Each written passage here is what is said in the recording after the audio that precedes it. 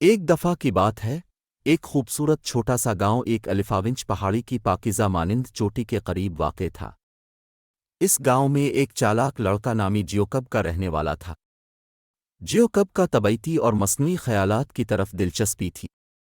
اسے مشقت سے آرام دینے کے بجائے وہ دل لگی سے خوبصورت دیہاتی علاقے کو کھودنے کا شوق رکھتا تھا۔ ایک دن دھوپ میں چمکتے ہوئے جب جیوکب چروتھل میں اپنے ماں باپ کے مویشیوں کا خیال رکھ رہا تھا تو اس کے ذہن میں ایک شیطانی خیال آیا۔ خود بخود مسکراہٹ پیدا ہوئی اور اس نے سوچا کہ گاؤں والوں کو ایک مزیدار مذاق کا شکار بنانے کا منصوبہ بنائے۔ اس کا مقصد ان کی بدلنے کی صلاحیت پر تجربہ کرنا تھا اور ان کی رد عمل دیکھنا تھا، اور لہٰذا جیوکب نے ایک درخت کے نیچے بیٹھتے ہوئے اپنے منصوبے کو اجرا کرنے کا فیصلہ کیا۔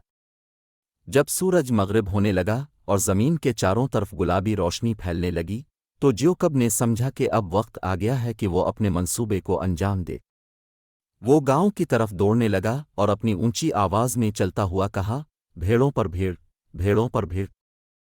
ایک خطرناک بھیڑ وہاں بھیڑوں کو حملہ کر رہی ہے۔ جب قریبی گاؤں والے لوگ اس نادان لڑکے کی پکار کی طرف دوڑنے لگے، وہ زور سے چیخا کہ وہ مذاق کر رہا ہے۔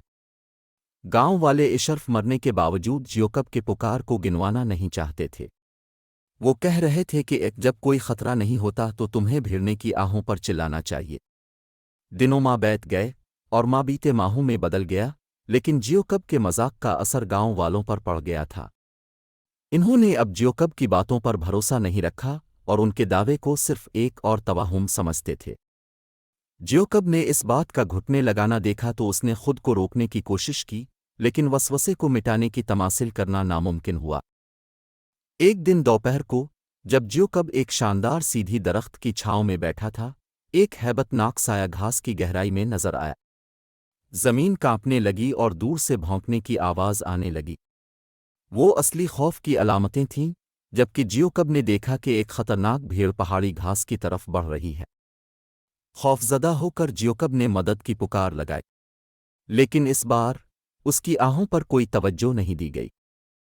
گاؤں والے، جو اب جیوکب کے جھوٹوں سے پرتھا ہو چکے تھے، اس کی طلب کی پکار کو نظر انداز کرتے رہے، یقین رکھتے کہ یہ دوسرا مذاق ہے۔ اسی دوران بھیڑوں کے نزدیک وہ بھیڑ پہاڑی کو نزدیک ہوتی دیکھا۔ ایک خوفناک بھیڑ با قدرتی بھوک کے ساتھ قریب آ رہی تھی۔ جیوکب نے معصوم بھیڑوں کو خوف کے منظر کے سامنے دیکھتے ہوئے دل توڑ دیکھا۔ گھٹنے جھکتے ہوئے جیوکب نے ماڑیوں کو بچانے کے لیے میدان میں دوڑا، لیکن یہ باریک بات ہو گئی کہ وہ گاؤں والوں کو بات کرنے کے لیے دوڑا، یقین رکھتے کہ اب وہ دوسری مذاق کر رہا ہے۔ دل توڑ دیتی تصاویر کے سامنے پہنچنے پر جیوکب نے میڈب میں پہنچتے ہوئے گھروں کے باہر تیزی سے چلتے ہوئے گاموہے کی طرف دوڑا۔ لوگ بھاگتے دیکھے گئے، لیکن جب وہ میدان میں پہنچا تو وہ وحشی بھیڑ کی طرف دیکھا۔ اپنی بے بسی کے سامنے جیوکب نے وہ حقیقت کا منظر دیکھا کہ بھیڑ کو تشدید کرتی جانور گھاس میں ڈوب کر بہت قریب آ گئی ہے۔ بچ گئی میں ان سوہے سے جیوکب نے دیکھا کہ گاؤں والے حادثے کی تشویش کے باعث فوراً میدان میں پہنچے۔ وہ بچی ہوئی ماڑیوں کی تشدید پر ہمدردی اظہار کرتے رہے، انہیں سمجھتے ہوئے کہ انہوں نے بھی اس حادثے میں حصہ لیا ہے۔ وہ لوگ جیوکب کو سنبھالے، سمجھتے ہوئے کہ وہ ان کی طرف سے تشویش کا سبب بنے ہوئے ہیں۔ اس دن سے بعد گاؤں نے بھروسے کی بہت بہتی بات سیکھی اور الفاظ کی اہمیت سمجھی۔ جیوکب کو خود پر عذرخوائی کرتے ہوئے وہ اب باقی ماڑیوں کی حفاظت کرنے کو وقف کر گیا اور اس کا وعدہ کیا کہ وہ اب سے ایماندار اور قابل اعتماد۔ اور اسی طرح لڑکے نے جوتھوں کو روانیوں میں آگے بڑھانے کا عبرت انگیز سبق سکھایا۔ جبکہ دیگر مانگوں کے بعد انتہائی خوشحال بات یہ تھی کہ بعض اوقات سخت تجربات سے ہی سب سے بڑے سبق سیکھے جاتے ہیں۔